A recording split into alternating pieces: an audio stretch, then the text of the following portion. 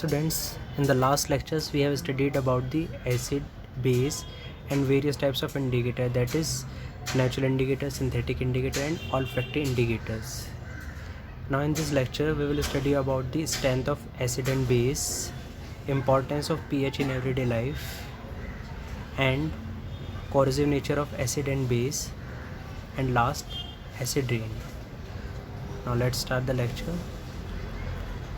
Strength of acid and base. देखो हमें strength के बारे में कैसे पता चलता है एसिड एंड बेस के। अभी तक के हमने थ्री टाइप्स के इंडिकेटर के बारे में पढ़ा था, that is natural indicator, synthetic indicator and olfactory indicators. और ये इंडिकेटर्स वो केमिकल या सब्सटेंसेस थे जो दूसरे केमिकल के नेचर के बारे में बताते थे। केमिकल के नेचर के बारे में मतलब ये बताते थे वो कि वो एसिड हैं, बेस हैं या न्यूट्रल हैं, अपने कलर को चेंज करके, अपने स्मेल को चेंज करके। इस लेक्चर के अंदर हम पढ़ेंगे यूनिवर्सल इंडिकेटर के बारे में। Universal indicator is a mixture of several indicators which not only give us the information about the nature of the chemicals but also tell us about the strength of chemicals. That is कि ये सिर्फ हमें जो है ना, जो universal indicator है सिर्फ हमें ये नहीं बताता कि नेचर के बारे में नहीं बताता केवल किसी केमिकल के वो एसिड है, बेस है, न्यूट्रल है, बल्कि उसकी स्ट्रेंथ के बारे में भी बताता है कि वो स्ट्रॉन्ग एसिड है या स्ट्रॉन्ग बेस है या वीक एसिड है या वीक बेस है या वो न्यूट्रल है। ठीक है ना। यूनिवर्सल इंडिकेटर के दो पार्ट होते हैं, एक होती है पीएच स्केल और एक होता है पीएच पेपर। तो देखो जो पीएच स्केल होती है ना वो ऐसी होती है जिसपे 0 से लेकर 14 तक के नंबर मार्क होते हैं। और ये जो पीएच स्केल होती है ना ये वेरियस कलर्स की होती है, यानी कि ये जैसे आपके विवग्योर आपने पढ़ा होगा ना उसमें होती है। तो यानी कि 13 एंड 14 पे होता है वॉयलेट कलर, 14 पे डार्क वॉयलेट और 13 पे लाइट वॉयलेट। इसी तरह देखो 11 12 पे इंडिगो, यहाँ पे डार्क इंडिगो, यहाँ पे लाइट इंडिगो। ऐसे ही 0 और 1 पे रेड, 0 पे डार्क रेड और यहाँ पे थोड़ा सा लाइट रेड यानी कि ऑरेंज टाइप। तो देखो इस pH scale and pH paper का हम कैसे यूज़ करते हैं, एक कलर के बारे में आपको पता चल गया। तो देखो जिसकी इसमें जो है ना हम क्या करते हैं, पीएच पेपर का यूज़ करते हैं। पीएच का मतलब होता है इसके अंदर P stand for potence. Potence का मतलब होता है पोटेंशियल, पोटेंशियल यानी कि उसकी स्ट्रेंथ या पावर किसकी। पी एच का मतलब है हाइड्रोजन की, यानी कि उसमें पीएच पेपर से पता चलता है कि हाइड्रोजन की कितनी स्ट्रेंथ है, कितनी पावर है। तो देखो हम पीएच पेपर के ऊपर ना किसी केमिकल को डालते हैं और जैसे ही हम केमिकल को डालते हैं तो उसका कलर चेंज हो जाता है पीएच पेपर का।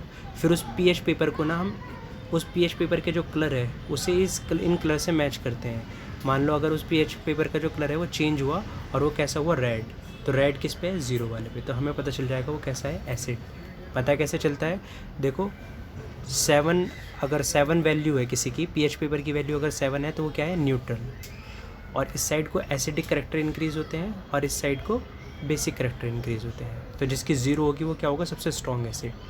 जिसकी 3 4 होगी वो होगा माइल्ड और जिसकी 6 होगी वो होगा बिल्कुल वीक एसिड। ऐसे बेस के लिए देखो जिसकी 14 होगी वो स्ट्रॉन्ग बेस, जिसकी 10 11 के अराउंड होगी वो क्या होगा आपका, ये सब वीक बेस में आते हैं। 8 से लेके 10 11 तक के सब वीक बेस, ऐसे ही 4 से लेके 6 तक के सब वीक एसिड, ये इसके अंदर मेंशन भी किया हुआ है। और 0 से 3 लेके स्ट्रॉन्ग एसिड। ऐसे ही यहाँ पे 11 से 14 तक के क्या है, स्ट्रॉन्ग बेस।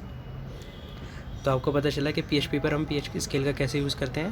पहले हम पीएच पेपर पे किसी केमिकल को डालते हैं, फिर उसका जो कलर चेंज होता है उसे हम पीएच स्केल से मैच करते हैं और जहाँ पे वो मैच होता है वो उसकी पीएच वैल्यू होती है। तो पीएच वैल्यू अगर 7 है तो वो केमिकल कैसा है, न्यूट्रल। अगर पीएच वैल्यू 7 से कम है तो वो एसिडिक, और पीएच वैल्यू 7 से ज़्यादा है तो वो कैसा है, basic.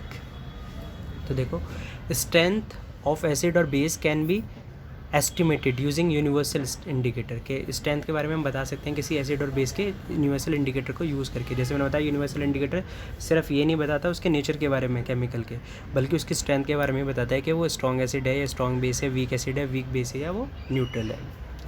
It is a mixture of several indicator, it shows different colour, different concentration of H positive ions in the solution.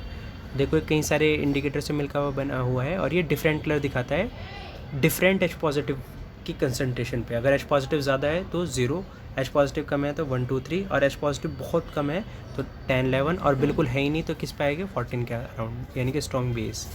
तो देखो पीएच स्केल के बारे में इसमें बताया गया है। पीएच स्केल क्या होती है, a scale for measuring H positive ion concentration in a solution. P in pH stand for potens, a German word which means power. देखो ये सब चीज़ें मैंने आपको बताई हैं। If value of pH is equal to 7 then neutral solution, जैसे मैंने बताया था अगर वैल्यू 7 के बराबर है तो neutral solution. If value of pH is less than 7 then acidic solution. If value of pH is more than 7 then basic solution.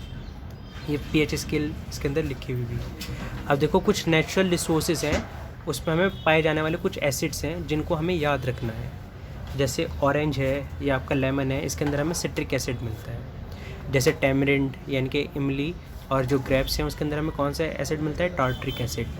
ऐसे ही कर्ड या सॉर मिल्क के अंदर हमें मिलता है लैक्टिक एसिड। ऐसे ही टोमेटोज़ के अंदर हमें मिलता है ऑक्जेलिक एसिड। केचप और विनेगर के अंदर हमें मिलता है एसिटिक एसिड। और जो एंट स्टिंग है ना, ये जो कीड़े मकोड़े होते हैं, ये चींटी वगैरह होती हैं, इनमें हमें मिलता है फॉर्मिक एसिड या इसे हम मिथेनोइक एसिड, दो नाम से जानते हैं। ये सब आपको याद होने चाहिए कि ऑरेंज के लेमन के अंदर कौन सा होता है, सिट्रिक एसिड। टैमरिंड के अंदर टार्ट्रिक एसिड। ये सब आपको याद रखना है कि कौन सी नेचुरल रिसोर्स के अंदर कौन सा एसिड रहता है। तो देखो जो ये pH है ना, ये हमारी एवरीडे लाइफ के अंदर कैसे यूज़ होती है। तो फर्स्ट है antacids are usually antacid और we can say basic in nature which neutralises excessive acid in stomach and we feels good. तो देखो जब हमें कभी एसिडिटी हो जाती है ना, एसिडिटी का मतलब क्या है, हमारे स्टोमक के अंदर एक्सेसिव एसिड हो जाता है। अब उस एक्सेसिव एसिड को ख़त्म करने के लिए हमें एंट एसिड का यूज़ करना पड़ता है। एंट एसिड का मतलब है जो अगेंस्ट एसिड के हो, यानी कि क्या हो, बेस हो। जैसे मिल्क ऑफ मैग्नीशिया है ना, वो क्या होता है, बेस होता है। तो जो हमारे स्टमक के अंदर एक्सेसिव एसिड हो गया है, तो जब हम मिल्क ऑफ मैग्नीशिया को कंज्यूम करते हैं तो वो एक्सेसिव एसिड जो है किसके साथ रिएक्ट करता है, बेस के साथ, और बेस जो है उसके इफेक्ट को न्यूट्रलाइज कर देता है। न्यूट्रलाइज यानी कि ख़त्म कर देता है, और फिर हमें अच्छा महसूस होता है। ऐसे देखिए, toothpaste is use to protect our teeth from acid. Toothpaste is basic in nature which neutralises the acid and does protects our teeth. तो देखो टूथपेस्ट भी जो है वो बेसिक इन नेचर होता है। हमारे जो क्या नाम है टीथ हैं, उन पे कुछ स्वीट्स खाने की वजह से क्या हो जाते हैं, एसिड जमा हो जाता है, जिससे वो कोरोड होने लगते हैं। कोरोड मतलब डिस्ट्रॉय होने लगते हैं। तो उससे बचाने के लिए हम किसका यूज़ करते हैं, टूथपेस्ट, जो कि बेसिक इन नेचर होता है। वो अगेन फिर उन एसिड के साथ रिएक्ट करता है और उस एसिड के इफेक्ट को न्यूट्रलाइज कर देता है, यानी कि ख़त्म कर देता है। To neutralise acidic behaviour of lakes and oceans, calcium carbonate is added into it. तो देखो जो ये आपकी ओशंस वगैरह होते हैं, सी वगैरह होते हैं, इसके अंदर अगर एसिडिक बिहेवियर हो जाता है इनका, तो हम किसका यूज़ करते हैं, कैल्शियम कार्बोनेट को, जिससे जो ये एसिडिक नेचर जो है वो ख़त्म हो जाता है। तो देखिए एसिड को ख़त्म करना होता है, हम किसका यूज़ करते हैं, बेस का। जैसे आपने देखा होगा, अगर जो क्या नाम है ये होती है ना आपकी हनी बी वगैरह, ये हमारे काट लेती हैं, तो हमारे हाथ पे क्या लगाया जाता है, चूना लगाया जाता है। क्यों? क्योंकि देखो जो इनके एंट है, इनके स्टिंग के अंदर, जो हनी बी है उसके स्टिंग के अंदर क्या है, एसिड है। कौन सा एसिड होता है, वो फॉर्मिक एसिड। और उसे इसके इफेक्ट को ख़त्म करने के लिए हम क्या मलते हैं, बेस, क्योंकि चूना क्या है, एक बेस है। तो हमने बड़ा importance of pH in everyday life, ये भी आपको अच्छे से याद होनी चाहिए, ठीक है ना। उसके बाद देखेंगे हम corrosive nature of acid and base. Corrosive का मतलब है किसी चीज़ को डिस्ट्रॉय करना, ठीक है ना, उसकी वैल्यू को कोरोड करना, कम करना, डिग्रेड करना उसकी वैल्यू को। कोरोसिव का मतलब है डिस्ट्रॉय करना किसी चीज़ को। तो देखो एसिड एंड बेस दोनों ही कोरोसिव इन नेचर होते हैं। अगर कोई सब्सटेंस इनके कांटेक्ट में आता है तो वो कोरोड हो जाता है, यानी कि डिस्ट्रॉय हो जाता है। अब देखो जितना ज़्यादा स्ट्रॉन्ग एसिड होगा, जितना ज़्यादा स्ट्रॉन्ग बेस होगा, उतनी जल्दी कोरोड होगा। और जितना ज़्यादा कंसनट्रेटेड एसिड होगा, जितना ज़्यादा कंसनट्रेटेड बेस होगा, उतनी ही तेज़ी के साथ वो चीज़ कोरोड होगी। लेकिन देखो जो वीक एसिड होते हैं और वीक बेस होते हैं, वो थोड़ा सा टाइम लेते हैं उस चीज़ को कोरोड करने के अंदर। लेकिन कुछ डाइल्यूट वीक एसिड होते हैं और डाइल्यूट वीक बेस होते हैं। डाइल्यूट का मतलब वीक एसिड का मतलब वीक एसिड, और उसमें डाइल्यूट का मतलब उसमें पानी बहुत ज़्यादा मिला हुआ है। तो डाइल्यूट वीक एसिड और जो डाइल्यूट वीक बेस होते हैं, ये कोरोड नहीं करते हैं, बल्कि हमारे लिए बेनिफिशियल्स होते हैं, और ये फ्रूट्स एंड वेजिटेबल्स के अंदर पाए जाते हैं। जैसे भी देखिए हमने पढ़ा भी, जैसे टार्ट्रिक एसिड है जो टैमरिंड एंड ग्रेप्स के अंदर पाया जाता है। सिट्रिक एसिड है जो आपके क्या नाम है, लेमन और ऑरेंजेस के अंदर पाया जाता है, ठीक है ना। एसिटिक एसिड है जो आपके विनेगर के अंदर पाया जाता है। तो ये एसिड हमारे लिए बेनिफिशियल है। ये कौन सा एसिड है, ये वो एसिड है जो डाइल्यूट वीक एसिड। ऐसे कुछ बेसिस भी होते हैं जो डाइल्यूट वीक बेस होते हैं, जो कि हमारी हेल्थ के लिए बेनिफिशियल होते हैं, और ये किस में पाए जाते हैं, फ्रूट्स एंड वेजिटेबल्स के अंदर। देखिए यही सब बातें इसके अंदर लिखी हुई हैं। Acid and bases are corrosive in nature, दोनों के दोनों कोरोसिव हैं। दे डैमेज और destroy substances which they came in contact, यानी कि जो भी सब्सटेंस उनके कॉन्टैक्ट में आते हैं उसे डिस्ट्रॉय कर देते हैं। फिर strong acid and bases are more corrosive, जो स्ट्रॉन्ग एसिड और स्ट्रॉन्ग बेस होंगे वो ज़्यादा कोरोसिव हैं, while weak acid and weak bases are less corrosive. ठीक है ना। जो weak acid and weak bases हैं वो कम कोरोसिव हैं। Especially concentrated acid and bases are more corrosive. Concentrated acid and concentrated bases का मतलब वो है कि जिसके अंदर एसिड एंड बेस का अमाउंट बहुत ज़्यादा है और उसमें थोड़ा हल्का सा वाटर मौजूद है, ठीक है। फिर देखिए, generally dilute weak acid and bases are not corrosive, कि डाइल्यूट वीक एसिड और जो डाइल्यूट वीक बेस होते हैं कोरोसिव नहीं होते। Dilute weak acid are found in fruits and vegetables and we eat them in our food meal because they are not corrosive, but concentrated weak acid and bases are corrosive in nature। जबकि ये dilute weak acid होते हैं हम इन्हें, ये कहाँ पे पाए जाते हैं? फ्रूट्स एंड वेजिटेबल में, और हम इन्हें खाते भी हैं। जैसे हमने पढ़ा था अभी, टार्ट्रिक एसिड है, सिट्रिक एसिड है और आपका लैक्टिक एसिड है, ये सब चीज़ें हमारे फ्रूट्स एंड वेजिटेबल्स के अंदर हमें मिलती हैं, ठीक है। अब देखिए हमारा लास्ट टॉपिक है एसिड रेन।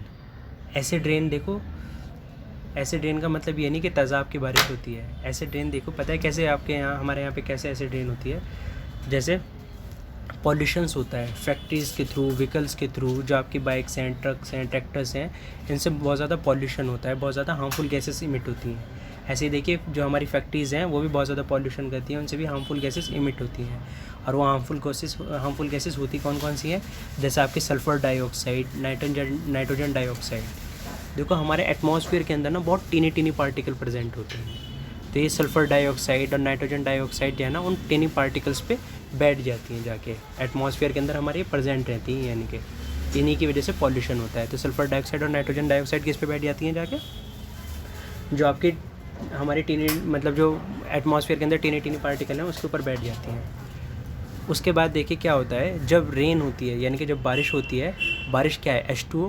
H2O जब NO2 के साथ रिएक्ट करती है तो वो नाइट्रिक एसिड बनाती है। इसी तरह H2O जब SO2 यानी कि सल्फ़र डाइऑक्साइड के साथ रिएक्ट करती है तो वो सल्फ्यूरिक एसिड बनाती है। तो बारिश जब सल्फ़र डाइऑक्साइड और नाइट्रोजन डाइऑक्साइड के साथ रिएक्ट करती है तो क्या बना लेती है? Sulphuric acid and nitric acid. और ये जो सल्फ्यूरिक एसिड और जो नाइट्रिक एसिड होते हैं, ये हमारे हिस्टोरिकल मॉन्यूमेंट्स को या फिर जो भी बिल्डिंग्स हैं उन्हें डैमेज कर देती हैं। जैसे आपने देखा होगा जो ताजमहल है उसका कलर भी कैसे होता जा रहा है? येलो होते जा रहा है, ठीक है ना, क्योंकि वो क्या है? Calcium carbonate. वो क्या है? कैल्शियम कार्बोनेट क्या है? एक बेस है, ठीक है। वो किसके साथ रिएक्ट करता है? इसके साथ रिएक्ट करता है, किसके? नाइट्रिक एसिड के साथ और सल्फ्यूरिक एसिड के साथ, और जिससे वो कोरोड हो जाता है, यानी कि ख़राब हो जाता है। इसी वजह से देखिए हमें भी मना किया जाता है कि जो सावन की पहली बारिश होती है उसके अंदर नहीं नहाते, क्योंकि उसके अंदर जो आपका एटमॉस्फेयर होता है वो क्लीन होता है, क्योंकि जो पहली रेन होती है वो एसिडिक रेन होती है। उससे क्या है? एटमॉस्फेयर एक बार साफ़ हो जाएगा, ठीक है ना, जितना सल्फ्यूरिक एसिड और नाइट्रिक एसिड जो है वो सब ख़त्म हो जाएगा। दूसरी बारिश, तीसरी बारिश जो है वो बेनिफिशियल रहती है, ठीक है ना। तो देखो acid rain, due to air pollution many harmful gases like nitrogen dioxide and sulphur dioxide come into atmosphere. तो देखो पॉल्यूशन की वजह से sulphur dioxide and nitrogen dioxide atmosphere के अंदर आ जाती हैं। एटमॉस्फेयर के अंदर आ जानी थी वही, यानी कि टीनी ड्रॉपलेट जो होती हैं एटमॉस्फेयर की उसके ऊपर बैठ जाती हैं। Nitrogen dioxide and sulphur dioxide forms nitric acid and sulphuric acid on reaction with water. तो देखो नाइट्रोजन डाइऑक्साइड क्या बना लेती है? नाइट्रिक एसिड वाटर की प्रेजेंस में, और सल्फर डाइऑक्साइड भी क्या बना लेती हैं? सल्फ्यूरिक एसिड, जब वो किसके साथ रिएक्ट करती हैं? वाटर के साथ, यानी कि बारिश के पानी के साथ। अब देखिए इसके बाद, when rain droplets mix with these gases present in atmosphere they form acid rains। तो यानी कि जब ये रेन ड्रॉपलेट्स इन गैसेस के साथ मिक्स होती हैं तो क्या बना लेती हैं? एसिड रेन, क्योंकि आप हमें बताया कि सल्फर डाइऑक्साइड से सल्फरस एसिड बन जाएगा और नाइट्रोजन डाइऑक्साइड से nitric acid. Acid rain causes damage to the historical monuments and other buildings. ये किसे डैमेज करती हैं? हमारे जो हिस्टोरिकल मॉन्यूमेंट्स हैं उन्हें, और जो अदर बिल्डिंग्स हैं उन्हें भी डैमेज करती है। For example, Taj Mahal, which is made up of marble, is getting damaged because of the reaction with acid rain. Marble is calcium carbonate which react with acid and thus gets corroded. Taj Mahal देखो जो किससे बनवा है? Marble. Marble का formula क्या होता है? Calcium carbonate. And calcium carbonate देखो एक बेस है। बेस कैसे, हमें कैसे पता चला? जितने भी मेटल हैं वो ज़्यादातर कैसे बनाते हैं?